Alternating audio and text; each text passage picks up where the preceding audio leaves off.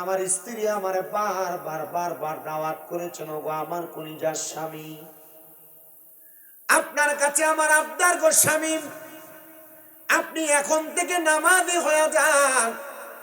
আমি আমার স্ত্রীকে বেশি বারবার বললে আমার স্ত্রীকে আমি আঘাত করতাম, প্রহার করতাম, মারতাম। আমার স্ত্রী সব সময় সর্বদা দাঁড়ায়া দাঁড়ায়া আল্লাহর দরবারে নামাজ আদায় করত, রাত্রবেলা জাগনা থাকত।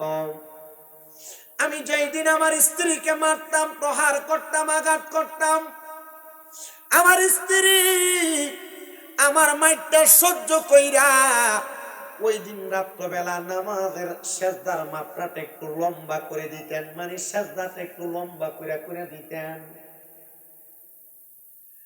আমি যেই দিনে মারতাম, যেই দিন আমার স্ত্রীকে আঘাত করতাম, ওই দিন আমার স্ত্রীর নামাজের সেজদাটা বড় লম্বা হয়ে যাইত।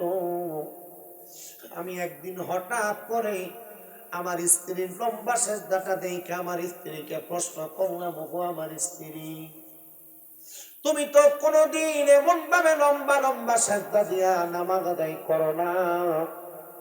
তুমি যেদিন আমি তোমার গায়ে হাত তুলি আমাকে নামাজের কথা বারবার বলার কারণে তুমি সেদিন লম্বা করে সেজদা দাও। আমার স্ত্রী আমার জবাব দেয়, স্বামী,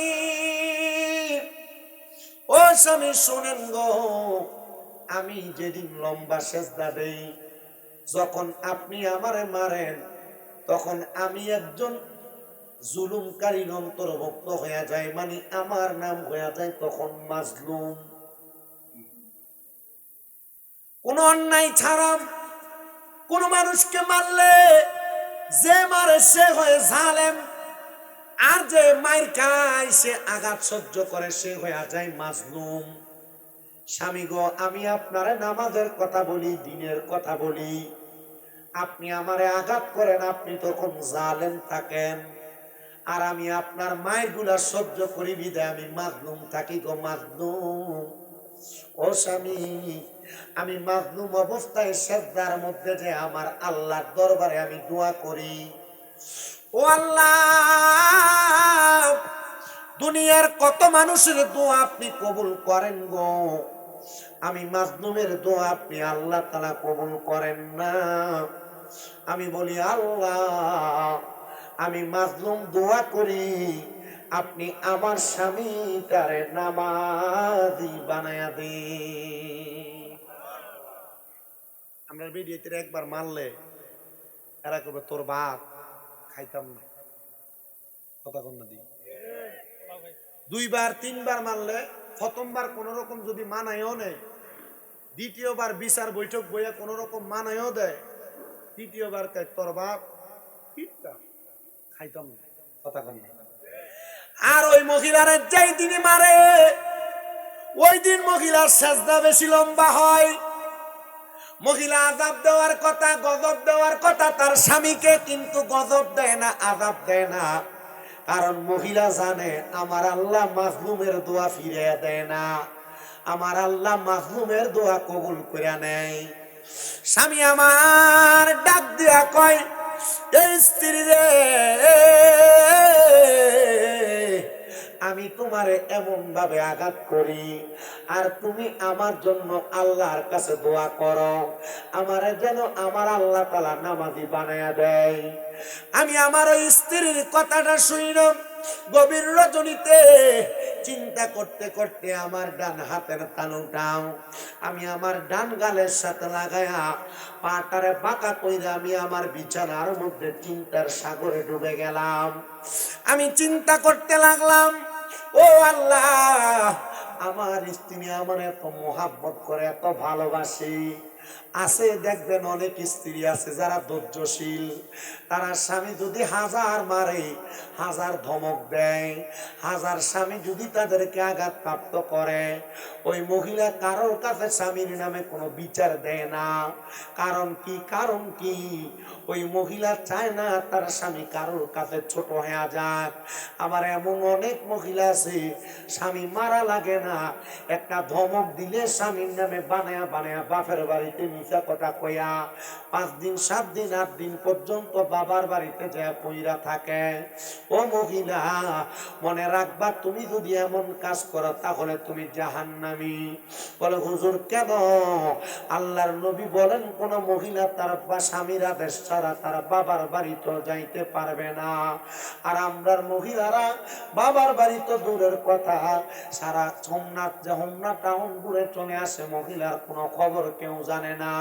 আর স্বামী যদি বলে তুমি কেন আমার অনুমতি ছাড়া বাহির হইছ, তখন মহিলা মুখের উপরে বলে দেয় আমি আপনার অনুমতি নেওয়া লাগবে কেন, আমি আমার মতো চলবো। শোনো গো মা, একদম জান্নাতি নেককার ফরেজগার বুজুর্গী মহিলার কথা আমি তোমাদেরকে শোনাই। ওই মহিলাটা ডাক দিয়া কয়, জগতের মানুষ, আমার স্বামী যখন প্রত্যেক সময় আমার যে আঘাত করে প্রহার করে, যেমন একটা ট্যাপ মেরে দাও না, সবাই একটু মোহাব্বতে দুরূদ শরীফ পড়েন, আল্লাহুম্মা সাল্লি। কষ্ট কোথায়? ওয়ালা আলি সাইয়্যিদিনা। আর একটু জবান খুলে মোহাব্বতের আওয়াজে পড়েন আল্লাহুম্মা। আরে এটা পড়ে যাবে না। সাইয়্যিদিনা মাওলানা মুহাম্মদ ওয়া আলা আলি। তোমরা ব্যবসা করো কেন, তোমাদের নাই? কবর যদি চাও ও জালাম, দুরুদ বানাও গলার মালা, পাইবাই আমার নূর নবীকে ঘুমের ঘরে স্বপনে আল্লাহুম্মা।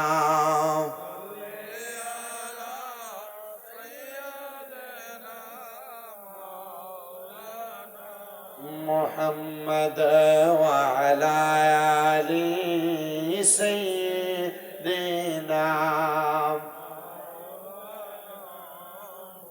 ওই বুজুর্গ মহিলার স্বামী বলে, এ জগতের মানুষ তোমরা শোনো রে, আমি চিন্তা করতে করতে আমি চিন্তা করতে করতে আমার ঘুমের বিছানার মধ্যে আমি ঘুমিয়ে গেলাম। এমন টাইমে আমি হঠাৎ করে দেখতে পাইলাম আমি একটা বড় নদীর সামনে দাঁড়ানো, নদীর বড় প্রকট স্রোত, কোন একটা খড়কুটা নদীতে পড়লে সাথে সাথে টান দিয়ে এটাকে অনেক দূরে টাইনা নিয়ে যায়। আমি দেখলাম কে যেন আমার পেছন থেকে ধাক্কা দিয়া ওই নদীতে প্রেরণ করে দিতে ফেলে দিছে। ওই নদীতে ফেলে দেওয়ার পরে আমি ওই নদী থেকে উঠতে পারতেছিলাম না।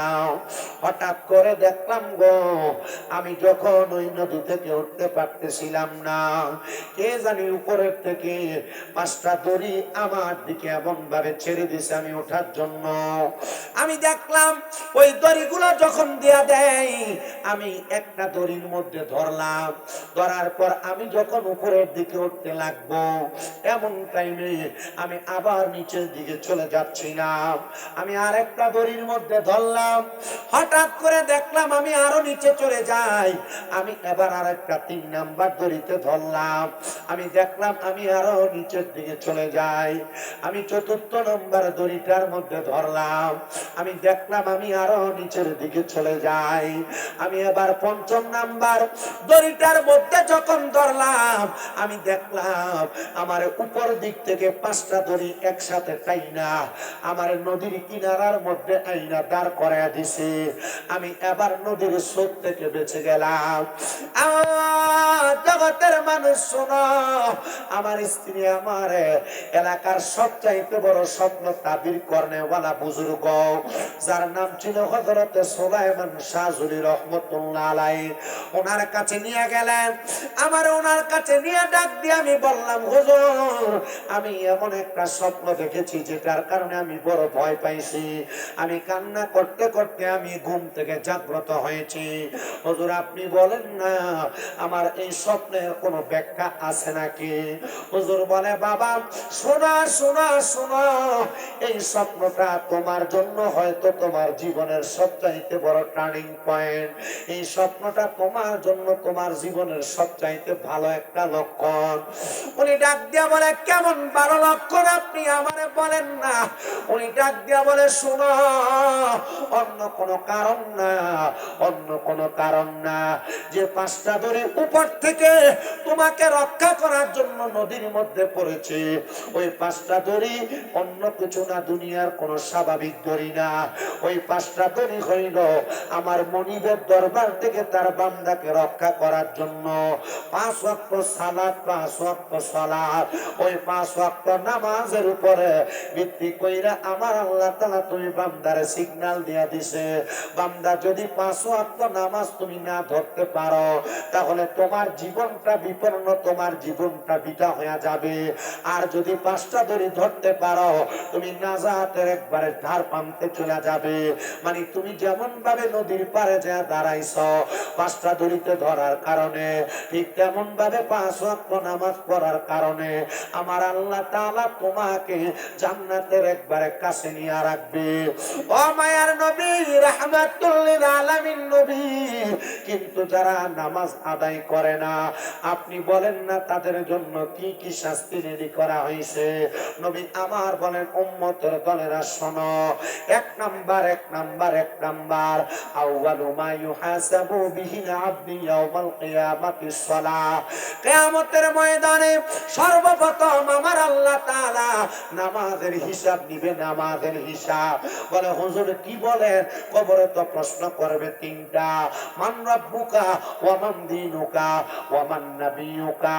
এই তিনটা প্রশ্নের জবাব দিতে পারলেই তো জান্নাতি। পর্দার অন্তরালের মা, এ হুমনা রামপুর এলাকার বাবা, আপনারা তো জানেন কবরে প্রশ্ন তিনটা, কিন্তু আপনি কি জানেন আমার আল্লাহ তাআলা কাল হাসরের ময়দানে একটা মানুষকে 5টা বিষয়ে প্রশ্ন করবে, 5টা বিষয়ে। ওই 5টা বিষয়ের প্রশ্নের জবাব যদি আপনি না দিতে পারেন এক কদমও সামনে বাড়াইতে পারবেন না।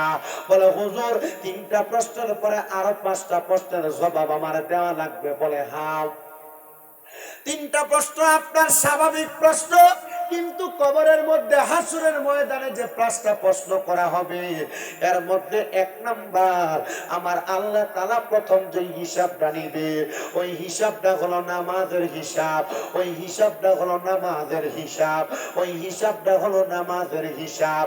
এই জন্য আমি আপনাদের সবার কাছে একটা আবদার জানাই যে মুসলমান ইমানদারের দলেরা, আপনারা দুনিয়াতে যা কিছু করেন আর না করেন 5 ওয়াক্ত নামাজ কোনোদিন ছাড়বেন না। বলে হুজুর কেন কেন ছাড়বে না?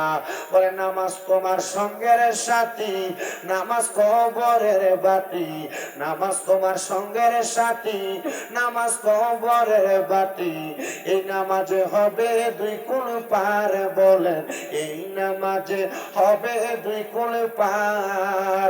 ওরে না পড়িয়া গেলে নামাজ জীবনে তোমার হবে রে নাশ, না পড়িয়া গেলে নামাজ জীবনে তোমার হবে রে নাশ, বিতা যাবে এই নাবক জিন্দেগি জগৎবাসী।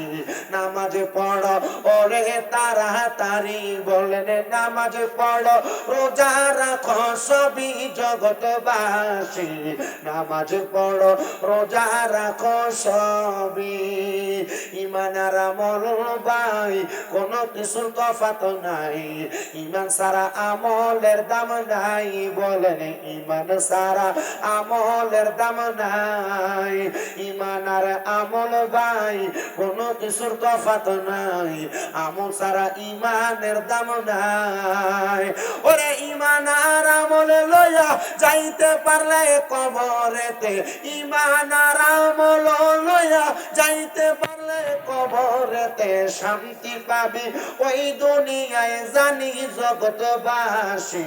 নামাজে রোজা ধরো তাড়াতাড়ি, বলেন নামাজে রোজা ধরো জগৎবাসী, নামাজে রোজা ধরো তাড়াতাড়ি, বলেন নামাজে রোজা ধরো তাড়া। জগৎবাসী নামাজ রোজা ধরো তাড়াতাড়ি, নামাজে পাবে রে শান্তি, নামাজে পাই মুমিনি মুক্তি, নামাজে হয়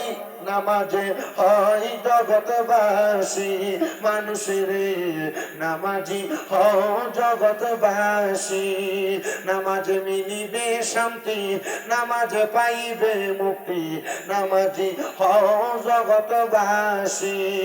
ঠিক মতো পড়িলে নামাজ আল্লাহর কাছে পাইবা না, যাদের ঠিক মতো পড়িলে নামাজ আল্লাহর কাছে পাইবা না, যাদের মুক্তি পাবি সব জায়গাতে জানি জগৎবাসী।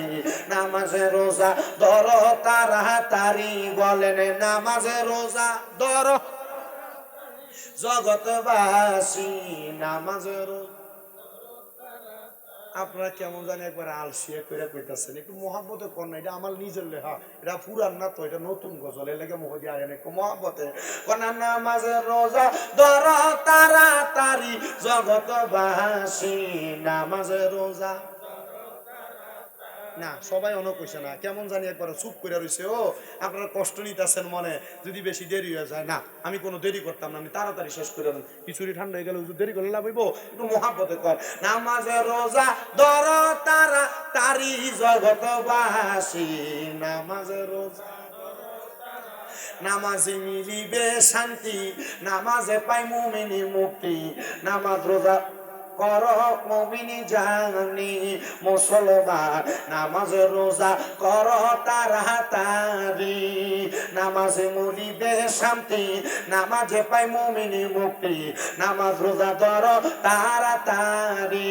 ঠিক মতো পড়িলে নামাজ দয়াল দিবে তোমায় নাজাতে, ঠিক মতো পড়িলে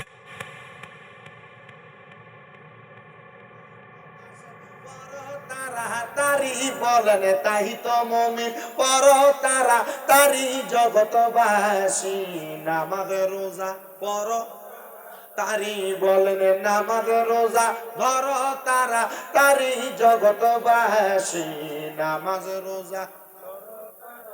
সাহাবায়ে কেরাম আমার নবীরে ডাক দিয়া কইয়া রাসূলুল্লাহ, নবী গো, ও দয়ার নবী, মায়ার নবী, রাহমাতুল লিল আলামিন নবী গো, আপনি নবী নামাজের কয়েকটা শাস্তির কথা বলেন না। যারা নামাজ পড়ে না, যারা বেনামাজি, তাদের কয়েকটা শাস্তির কথা বলেন না। আমি মিশকাতুল মাসাবিহ কিতাবুস সালাত অধ্যায় পড়া আমি নামাজের 7টা শাস্তির কথা আমি পড়া পাইলাম। বলে হুজুর কোন শাস্তির কথা পাইলেন? আল্লাহর নবী কয়, 1 নাম্বার দুনিয়ার জমিনে যারা নামাজ পড়ে না, আমার আল্লাহ তাআলা তাদের হায়াত কমাইয়া দেয়। কিটা কমা? নামাজ না পড়লে কি কমে? ও আপনি বেশি দিন বাচ্চা থাকবার লেগে বালাবুরা খান, কিন্তু হিন্দে হায়াত কমে যাবে। কারণ কি? কারণ বালাবুরা খাওয়ানোর লেগে টেহা কামাই করতে যায়, নামাজ ছেড়ে দেন মজা করে সকালবেলা। 1 নাম্বার নামাজ যারা ছেড়ে দেয় তাদের হায়াত কমে যায়। 2 নাম্বার নামাজ যারা ছেড়ে দেয় তাদের রিজিক কমে যায়। খানা কমে, খানা। 2 নাম্বার নামাজ যারা ছেড়ে দেয় তাদের রিজিক কমে যায়। 3 নাম্বার নামাজ যারা ছেড়ে দেয় তাদের চেহারার নূর কমে যায়, তাদের চেহারার মায়া কমে যায়। ও বাবা, আপনার এলাকার মসজিদের মুয়াজ্জিন, আপনার এলাকার মসজিদের ইমাম চেহারাটা কালা, কিন্তু দেখবেন এরা দেখতে বড় মায়া মায়া লাগে। কারণটা কি জানেন রে? কারণ এরা মসজিদে 5 ওয়াক্ত নামাজের আযান দেয়, 5 ওয়াক্ত নামাজ পড়ে। এই জন্য আমার আল্লাহ তাদের চেহারাতে নূর বাড়ায়া দেয়। এই জন্য কোন নামাজি মানুষ যখন মারা যায়, আমার আল্লাহ তাআলা তাদের চেহারাটা নূরানি বানায়া দেয়, আমার আল্লাহ তাআলা তাদের চেহারাটা মায়াবী বানায়া দেয়। রামপুরের বাবা 3 বান্দা শাস্তির কথা না শুনলা জাননি আল্লাহর নবী কয় যখন কোন বেনামাজি মারা যায় ওই বেনামাজিটা মারা যাওয়ার পরে আমার আল্লাহ তাআলা তার কবরটা অন্ধকার বানায়া দেয়। 5 নাম্বার কোন বেনামাজি যখন মারা যায় ওই বেনামাজির কবরে আমার আল্লাহ তাআলা সিংওয়ালা হলুদ রঙের চোখওয়ালা সাপ ছেড়ে দেয়। শুধু তাই না গো, আমি বেনামাজির শাস্তির ব্যাপারে হাদিস পড়তে যেয়ে দেখলাম আল্লাহর নবী বলতেছে ওই বেনামাজি গুনাহ যখন ময়দানে মাশরে উঠে যাবে তখন ওই বেনামাজির বলা হবে রে বেনামাজি সেজদা করো রুকু করো, তখন বেনামাজি সেজদা করতে পারবে না, রুকু করতে পারবে না। বলে হুজুর কেন সেজদা করতে পারবে না, কেন রুকু করতে পারবে না? নবী আমার বলেন উম্মত কেন সেজদা করতে পারবে না জানো? আমার আল্লাহ তাআলা তাদের ঘাটটারে তাদের মাজাটারে এমন ভাবে শত করে দিবে ওই বান্দাটা রুকু করতে পারবে না, বান্দাটা সেজদা করতে পারবে না। কিন্তু জানো যারা নামাজি তারা সেজদা করনেওয়ালা তারা কবরে যাওয়ার পর দুনিয়াতে যেমন ভাবে রুকু করেছে দুনিয়াতে যেমন ভাবে সেজদা করেছে আমার আল্লাহ তাআলার কাছে তারা তাদের রুকু সেজদা গুলা নিয়ে হাজির হবে আর আমার আল্লাহরে তারা রুকু সেজদা করবে। রামপুরের আমার মা শুনো, দুনিয়ার টিভি সিরিয়ালের পর্দায় পইরা মোবাইলে আসক্তি বাড়ায়া টিকটকের মাধ্যমে শর্ট ভিডিওর মাধ্যমে তুমি তোমার জীবনটারে নষ্ট করে দিচ্ছ গো মা। আমি চাই না গো মা তুমি দুনিয়ার জমিনে থেকে জাহান্নামী হয়ে যাও। আমি বলবো রে আমার রামপুরের মা তোমরা এখন থেকে ফজরের নামাজটা পড়ো গো মা। ও মা এই ফজরের নামাজ থেকে যদি তোমরা নামাজি হয়ে যাও, যদি যোহরের নামাজ পড়ো, যদি আসরের নামাজ পড়ো, যদি মাগরিবের নামাজ পড়ো রে যুবক, যদি এশারের নামাজ পড়ো, আমার আল্লাহ তাআলা আমার নবীর মাধ্যমে তিরমিজি শরীফের একটা হাদিস দিয়া নামাজি ব্যক্তিদের 5টা পুরস্কারের কথা বইলা দেয়। আমার নবী কয় উম্মত শোনো শোনো শোনো, যারা বেনামাজি আর নামাজি এদের মধ্যে অনেক পার্থক্য, কিন্তু দুনিয়ার জমিনে তাইকা কোন নামানুষ যদি ফজরের নামাজটা ছাইরা দেয়, ফজরের নামাজ কোন সময় পড়ে? এটা দুপুরে ফজরের নামাজ কোন সময় পড়ে? ফজরে ভোরে ভোরে, ঠিক কি না? সবে সাদেকের পরে। নবী আমার বলেন যারা নামাজটা ছাইরা দেয় তাদের কি কি ক্ষতি হবে? কারণ নামাজ ছাইরা দিলে আপনারই ক্ষতি, ক্ষতি আমার না। আমার কাম হইলে আপনার কওয়া, আমার দিকে তুমি কইসলানি, আমি কম আমি কইছি তাও তুমি যাও। এবার আপনার দিকে তুমি শুনছিলানি, শুনছি, তো শোনার পর আমল করছিলা না, ঠিক আছে দাঁড়ায়। হ্যাঁ হ্যাঁ নেই ধরা, ঠিক কিনা? আজকের ওয়াজটা ফাইল লাগতেছে না না? চিন্তা করতেছেন নামাজের ওয়াজ করলে কারে ফাইল লাগে? গত বছর মুরাদনগর গেছিলাম একটা মাহফিলে, সুদের ওয়াজ যখন করছি ওই টুইটটা জায়গায় কালেকশন করার সময় টিয়া উঠছে কম।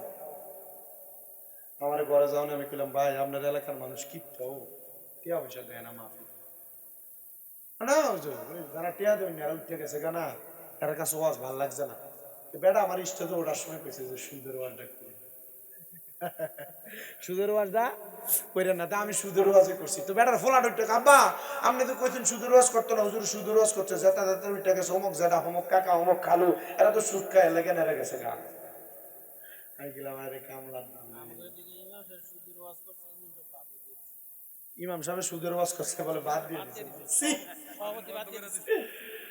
আল্লাহ এর বিচার কি দুনিয়াতে করবো কিনা এটা আল্লাহ ভালো জানে।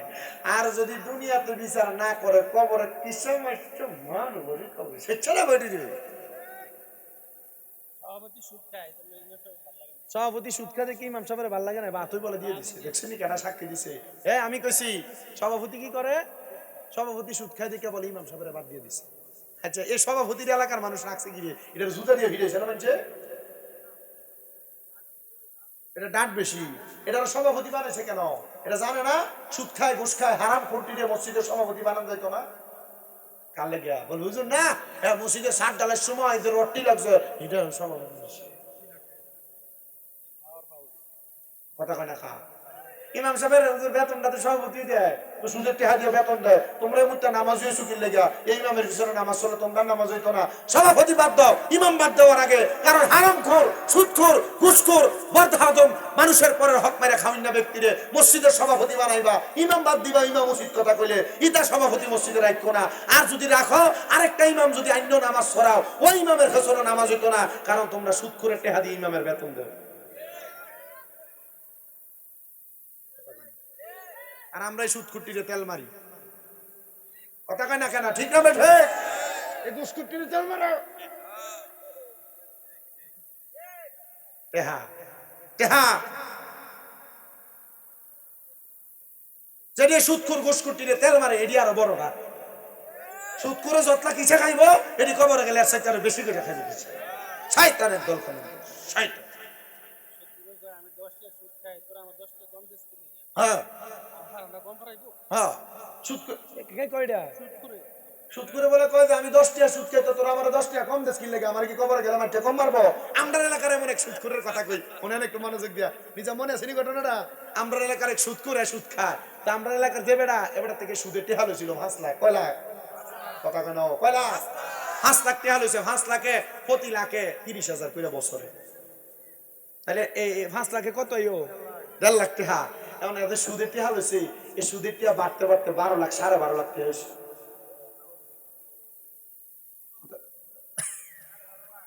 কত হয়েছে? 5 লাখে 12.5 লাখ। দেখো কাকা, ইয়া ওই সুদের টিয়া যদি আর একটা বছর থাকে তাহলে মোটামুটি এটা কত জায়গায় দাঁড়াবে এটা আপনি বুঝছেন। ওই ইয়া কাকা, এই একটু বাড়িটা বেচছিলামও, বাড়িটা বেচছে কোনো রকম ক্ষেতের মাঝখানে যায় বন্ধের ভিতরে কত জাগালোমো, এই জায়গাটা দিয়ে কোনো রকম থাকবো, আর সুদের টেহাটা দিতে বাবা, এই বাড়িটা একটু বেচলাম লাগবো, কিতা করতাম। আমি কত বেচছেন না সুদ বেচলাম, সুদের টেহা দেওয়ার দরকার আছে না? কথা কোন দিয়া শেষ করেন বাচ্চা এটার থেকে। ইয়া জানেন নি কাকা, যাতে সুদের টেহা লাগায় তারে কইলাম যে তুই যে আমার সুদের টিয়া দিস, টিয়াটা তো 12.5 লাখ হচ্ছে, আমার 2-2.5 লাখ টিয়াটা কম নেই, ওরা আমি 10 লাখ নিয়ে করে দিই। কাকা টিয়া আমার একটা উত্তর দিস। বললাম কি উত্তর দিছে? ইয়া তোরটাকে যে আমি 2.5 লাখ টাকা কম নিব, কবরে গেলে আল্লাহ আমার একটা ভারী কমাইয়া দিব।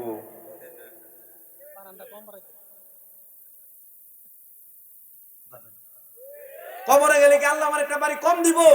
বললাম হক কথা সত্যি, আসলে তো কম ফি দিত না। কাকা তারা আমি 2.5 লাখ টাকা এই 12.5 লাখ টাকা লাগবে। আমি বললাম তো দেন, ভালো কথা দিয়া কাকা। তে অনেক কথা কইছে, এটা আমি আসর আজানটা দিছি রে আব্বা। তে ফকেটের থেকে জালি টুফিটা বাইর করে এই টিয়া সম্ভবত দিয়া লাইস, তে টুফিটা মাথা দিয়া আমার লোক 8টা মসজিদে যাই ঢুকছে। সৌরইলে ফিসা মারে মুত্ত মানুষ, বালা মানুষ। আজান দিলে সবার আগে মসজিদে যাই, আবার মসজিদের বাইরে এসে সুদের টাকা খায়। নামাজ হইল না রে তোর নামাজের লইলি না খবর, নামাজ হইল না রে তোর নামাজের লইলি না খবর। আরে দৌড়লি নামাজ পড়লি নামাজ সারা জীবন পর, নামাজ হইল না রে তোর নামাজের লইলি না খবর। আরে নামাজ তুমি ধর্ম জানো, চুরি তোমার পেশা, এমন নামাজ কবুল হবে কেমনে করলাই আশা। ফজরের নামাজটা পড়া লেন্ডি গোষ্ঠটা দিয়া কোদাল দিয়া কান্দে লইয়া ক্ষেতের লাইলি রে কাঁচাইতে কাঁচাইতে ভাতনা বানায় লাইছে। আপনারা কোন এমন জায়গা চোর সম্পদ চোর সমাজে আছে না নাই? ওরে নামাজ তুমি ধর্ম জানো, চুরি তোমার পেশা, এমন নামাজ কবুল হবে কেমনে করলাই আশা। নামাজ হইল না রে তোর নামাজ লইলি না খবর। আল্লাহ তাআলা এমন নামাজি হারাম করতে কে, নামাজি সুদ করতে কে, নামাজি গুনাহগার থেকে আমাদেরকে বাঁচায় রাখো। জোরে জোরে কন্যা আমিন।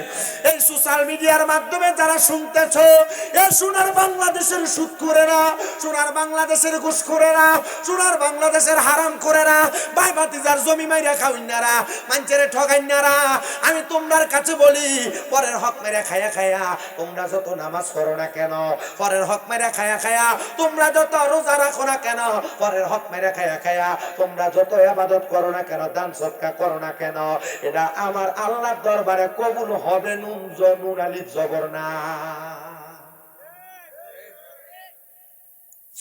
মুসলমান শুনো, তো আমি যেই কথাই ছিলাম, যারা নামাজ ছেড়ে দেয় তারা কি আসলে আল্লাহরে ধোঁকা দেয় না, নিজের লসটা নিজে করে? আসলে তারা নিজের লসটা নিজে করে। শোনা কেমনে করে, কেমনে? এক নম্বর আল্লাহর নবী কয়, যারা ফজরের নামাজ ছেড়ে দেয় আমার আল্লাহ তাআলা তাদের চেহারার রূপ লাবণ্য কমায় দেয়, তাদের চেহারার নূর কমায় দেয়, তাদের চেহারার সৌন্দর্য কমায় দেয়, তাদের চেহারার সৌন্দর্য কমায় দেয়। নবী আমার বলেন, উম্মত শুনো, দুই নাম্বার যারা যোহরের নামাজটা ছেড়ে দেয়, ওই যোহরের নামাজ ছেড়ে দেওয়ার কারণে আমার আল্লাহ তাআলা তাদের রিজিকটা কমায়া দেয়। তিন নাম্বার যারা আসরের নামাজ ছেড়ে দেয় আমার আল্লাহ তাআলা তাদের শরীরের শক্তি কমায়া দেয়। এ মুরব্বী বাবারা, এ পর্দার অন্তরালের মা বোনেরা, এ যুবক ছেলেরা, তোমরা যদি জীবনে অনেক কামাই রুজি করতে চাও তাহলে তোমরা কোনোদিন যোহরের নামাজ ছাইরো না। যদি শরীরে অধিক পরিমাণ শক্তি চাও, বল চাও, তাহলে তোমরা কোনোদিন আসরের নামাজটা ছাইরো না। আর শোনো রে, যদি তোমরা কোনো মানুষ মাগরিবের নামাজ ছেড়ে দাও, আল্লাহর নবী বলে যারা মাগরিবের নামাজ ছেড়ে দেয় ওই ব্যক্তিগুলা কোনোদিন তাদের সন্তান সন্ততি তাদের কাজে আসে না। মা বোনেরা, যারা মাগরিবের নামাজ পড়ো না, তোমাদের সন্তান উলট পালট চলাফেরা করবে, তোমাদের কথা শুনবে না, তোমাদের সন্তানরা অন্য পথে চলাফেরা করবে। এ মুরব্বীরা, যুবক ভাইয়েরা, আপনারা যারা মাগরিবের নামাজটা ছেড়ে দেন, আপনাদের সন্তান কোনোদিন আপনার কোনো কাজে আসবে না, আপনার সন্তান কোনোদিন আপনার কাজে আসবে না। পাঁচ নাম্বার দুনিয়ার কোনো মানুষ যদি এশারের নামাজ ছেড়ে দেয় আমার আল্লাহ তাআলা তার ঘুম থেকে বরকত উঠে আনে, তার ঘুম থেকে বরকত উঠে আনে। আর যদি কোনো মানুষ এশারের নামাজ পড়ে আমার আল্লাহ তাআলা তার ঘুমের মধ্যে বরকত দান করে। শুধু বরকত দান করে না, ওই ব্যক্তি জীবিত মানে সজাগ থাকা অবস্থায় যত ইবাদত করত, ঘুমন্ত অবস্থায় তার জন্য আমার আল্লাহ দুইটা ফেরেশতা নির্ধারণ করে দেয়। ওই দুইটা ফেরেশতা বান্দা ঘুমায় তার আমল নামার মধ্যে নেক আমল লিখতে থাকে। আপনি ঘুমায়া থাকবেন, আপনার আমল নামায় কি লেখা হইব? নেক আমল লেখা হইব। এশারের নামাজ পড়লে মারহাবা। যুবক বন্ধু, পর্দার অন্তরালের মা, শোনা, যদি তুমি তোমার সন্তানদেরকে দিয়ে বয়স্ক মুরব্বী বয়সে কোন যত্ন নিতে চাও গো মা, যদি তোমার সন্তানের কাজকর্মে বরকত আনাইতে চাও, আপনারা বাবার, আপনারা মায়েরা নামাজি হয়ে যান।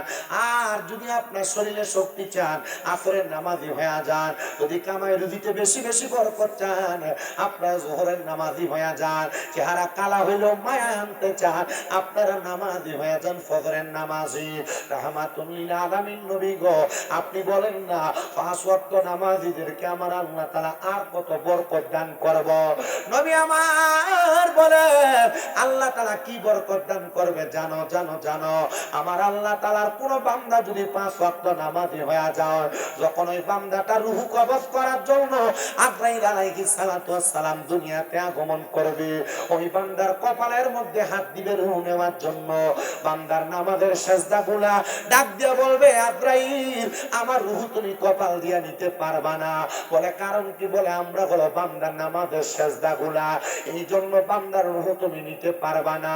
আর যখন কোন নামাজি বান্দা কবরে যাবে, ওই কবরে যাওয়ার পর নামাজি বান্দা দেখবে আমার আল্লাহ তাআলা অসংখ্য অগণিত রহমতের ফেরেশতা দিয়া ওই বান্দারে কবরের মধ্যে স্বাগতম জানায়। নামাজ কেন পড়ো না? নামাজি কেন হও না? এ মুসলমান, তোমাদের কাছে আমি করজোরে আবদার জানাই, নামাজি হও, নামাজি হও, নামাজি। নবী আমার বলে শুধু নামাজিরা কবরে শান্তি পাবে না, হাসরের ময়দানে যখন কোন নামাজিরা যাবে আমার আল্লাহ তাআলা নামাজিদের চেহারাটারে অন্যান্য হাসরবাসী থেকে চেহারা আরো উজ্জ্বল করে দিবে। নবী গো, কেন, কেমন করে উজ্জ্বল করে দিবে? আমার নবী কয়, নামাজিরা পাঁচ ওয়াক্ত নামাজের ওযু যখন করে, ওযু কইরা তাদের মুখমণ্ডল ধৌত করে। আমার আল্লাহ তাআলা ওই 5 ওয়াক্ত নামাজের ওযু করার কারণে তাদের কপালের মধ্যে নূর পয়দা করে দেয়, তাদের কপালের মধ্যে নূর পয়দা করে দেয়। ওই নূর দেখার কারণে হাসরবাসীরা প্রশ্ন করবে, ওগো ফেরেশতারা, এরা কারা যাদের চেহারাটা নূরানি দেখা যায়? ফেরেশতারা জবাব দিবে, তারা আর কেউ না, এরা হলো উম্মতে মুহাম্মদের মধ্যে যারা নামাজি ছিল, পাঞ্জে যারা মুসলমান ছিল, তারা হলো ওই ব্যক্তিরা। ও মানুষ শোনো, আল্লাহর নবী বলে যে দুনিয়ার মানুষের ইবাদতের মধ্যে নামাজ নাই, তার ইবাদতের কোনো দাম নাই। এবার হাসরের ময়দান থেকে নামাজিরা যখন ফুলসিরাতের মধ্যে নামাজিরা যখন মিজানের সামনে যাবে, আল্লাহর নবী কয় দুনিয়ার কোন মানুষের আমল নামার মধ্যে যদি নামাজ নামক ইবাদত না থাকে আর বাড়তি কোন নফল ইবাদত থাকে, ওই ব্যক্তির মিজানের পাল্লার দাড়ি পাল্লাটা অনেক নিচে হয়ে যাবে, মানে দাড়ি পাল্লাটা ভার হয়ে যাবে। আর ফুলসিরাতের সামনে যখন নামাজিরা যায় দাঁড়াবে, দুনিয়ার মানুষ জানে ওই ফুলসিরাতটা বড় চিকন, বড় চিকন, বড় চিকন, তরবারি চাইতে ধারালো। কিন্তু যখন নামাজি নামাজি নামাজি ওই বান্দাটা ফুলসিরাতের সামনে যায়, ফুলসিরাতটা তার কাছে কঠিন মনে হবে না, তারা ফুলসিরাতটা একবার বিজলির মতো পার হয়ে যাবে। রাহমাতুল লিল আলামিন নবী বলে নামাজি যারা 5 ওয়াক্ত নামাজি, পাঞ্জেগানা নামাজি, পাঞ্জেগানা নামাজিরা নামাজ যখন আদায় করবে রে বাবা, নামাজ আদায় করে ফুলসিরাতটা যখন পার হয়ে যাবে, ফুলসিরাতটা পার হওয়ার সাথে সাথে জান্নাতের 8টা দরজা আমার আল্লাহ জান্নাতীদের জন্য খুলে দিবে। কয়টা দরজা? জোরে কয় না রে, 8টা দরজা খুলে দিবে। নবী আমার বলেন উম্মত শোনো, শুধু 8টা দরজা খুলে দিবে না, আল্লাহ রহমতের ফেরেশতারা ডাক দিয়ে বলবে রে, হে উম্মতে মুহাম্মদী, হে উম্মতে মুহাম্মদী, জান্নাতের 8টা দরজা তোমার জন্য খুলে দেওয়া হইল। যেই দরজাটা দিয়ে তোমার পছন্দ ওই দরজা দিয়ে তুমি জান্নাতে চলে যাও, যেই দরজাটা তোমার পছন্দ ওই দরজাটা দিয়ে তুমি জান্নাতে চলে যাও। হে মুসলমান ইমানদারেরা, আমি আপনাদের সবার কাছে একটা আবদার জানাই, যদি নামাজ হয়, নামাজি হওয়ার কারণে যেই দরজা ইচ্ছা সেই দরজা দিয়ে জান্নাতে যাওয়া যায়, আমরা সবাই তো নামাজি হওয়ার দরকার, কারণ পছন্দের দরজা দিয়ে আমরা জান্নাতে যাইতে পারবো। কিন্তু আব্বাজি, আমি আপনাদের সবার কাছে আজকে একটা আবদার জানাই, এই মাসটা হলো রজব মাস, যেই মাসে আল্লাহ তাআলা উম্মতে মুহাম্মদের জন্য নামাজ পাঠাইছে। মারহাবা কি জোরে বলা যাবে না? মুসলমান, এই রজব মাসে আমার আল্লাহ তাআলা আমার নবীর আমার আল্লাহর বাড়িতে মেরাজ করাইছেন, মানে আল্লাহর নাম ওখানে নিয়ে গেছেন। শুধু আল্লাহর নাম ওখানে নিয়ে যায় নাই, আমার আল্লাহ তাআলা 15 পারার প্রথম পৃষ্ঠার মধ্যে বলতেছেন সুবহানাল্লাযী আসরা বিআবদিহি লাইলাম মিনাল মাসজিদিল হারামি ইলাল মাসজিদিল আকসাল্লাযী বারাকনা হাওলাহু লিনুরিয়াহু মিন আয়াতিনা ইন্নাহু হুয়াস সামিউল বাসীর। জবান খুলে উচ্চ কণ্ঠে জোরে পড়েন আল্লাহু আকবার। ওই নামাজ আমার আল্লাহ তাআলা আমার নবীর উদ্যোগমন করে নামাজটা দিছে রে বাবা।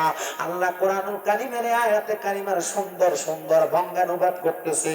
আলা হযরত ইমাম ইশকে মুহাব্বত ইমাম আহমদ রেজা খান ফাযিল বেরলভী তিনি বলেন, পবিত্রতা তারই জন্য যিনি আপন বান্দাকে রাতারাতি নিয়ে গেছেন মসজিদে হারামে, মসজিদে হারাম থেকে মসজিদে আকসা পর্যন্ত, যাতে আমি তাকে আপন মহান নিদর্শন সমূহ দেখায়।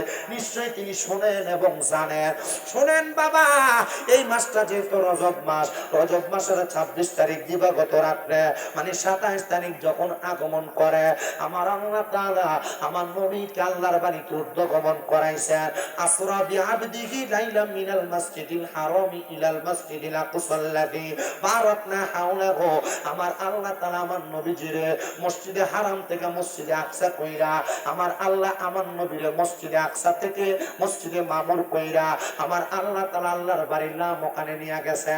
কিন্তু আমাদের এলাকার মধ্যে নতুন নতুন ফতুয়াবাদী চলে।